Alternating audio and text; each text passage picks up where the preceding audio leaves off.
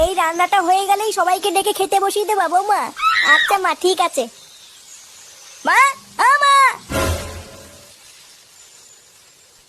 এই বাঞ্চতটা এখানে কেন এসছে? তুই কার কথা বলছিস? এই যে মাসিমা, আমার কথা বলছি গো।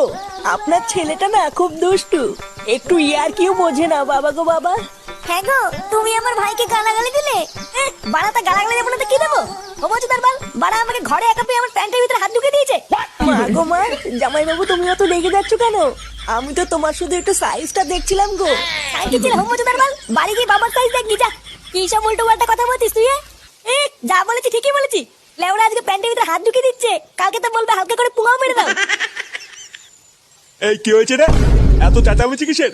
দেখুন না মেশামশাই, মা গো মা, আপনার ছেলে একটু ইয়ার কিউ বোঝে না। ওটাই আর কি ছিল বাঞ্চুদ? দেখেছেন তো কিভাবে বলছে।